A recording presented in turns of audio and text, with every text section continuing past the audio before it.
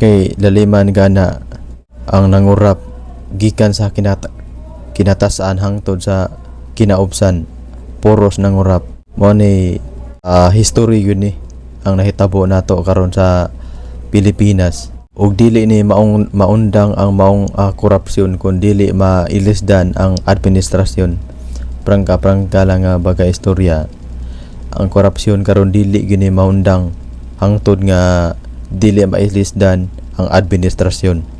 So maayong gabi kanatong tanan ug welcome back sa atong channel. Ug daghan kayong salamat mga par sa inyong pagsuporta. O sa ako ang mga viewers nga wala pa naka-subscribe, palihog ko og subscribe mga par kay para ma-update mo sa atong mga i-upload nga mga video reaction. So karon mga par si former PNP Nicolas Torre nitingog na mga par, nigawas na si Nicolas Torre. Kay kahinomduman nato nga si Torre ni live kay nang lood gumikan sa iyang pagkatangtang sa iyang pagka-PNP chief kay nakalapas sa balaod ug matud pa ni Bongbong Marcos.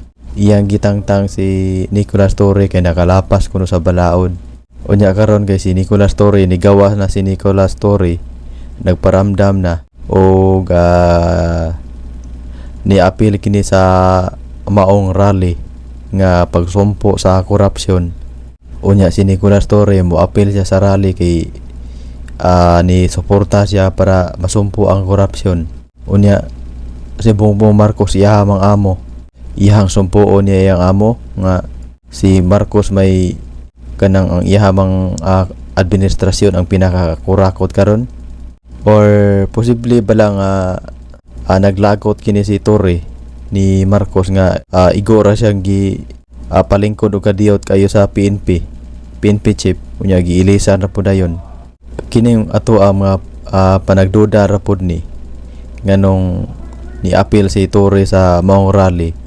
So unsa may purpose sa pag-appeal ni Torre sa iyang kuan, sa iyang pag-appeal ngadto sa rally? Sumpuo ng kuan si Bongbong Marcos, iyang ipapreso si Bongbong Marcos, iyaha man ang amo. Pero tagibaw mga par nga nganong ni appeal si Torre basig naglagot si Torre ni Marcos nga gitangtang siya kay igora siya gihimo og clown ngadto sa PNP. Ilisan ra po dayon kay hangtod ra ba karon wala gihapon siya taga-e o kanang posisyon ni Bongbong Marcos. Mo nang posible sa yun nga nganong ni appeal si Torre sa maong rally kay nagluod kini ni Marcos. Ang iyahamang amo may pinakakurap sa presidente karon.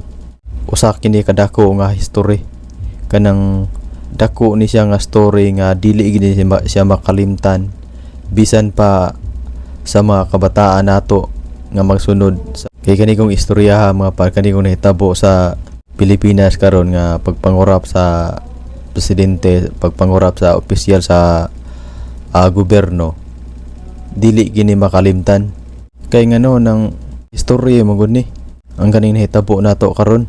Mo ni administrasyon nga dili gyud makalimtan karon nga panghitabo mao ni kuhaan nila og basi kay laliman gana ang nangurap gikan sa kinatasaan hangtod sa kinaubsan, puros nangurap. Mo ni history yun ni ang nahitabo nato karon sa Pilipinas. Ug dili ni maundang ang maong korupsyon kun dili mailisdan ang administrasyon. Prangka lang nga baga istorya.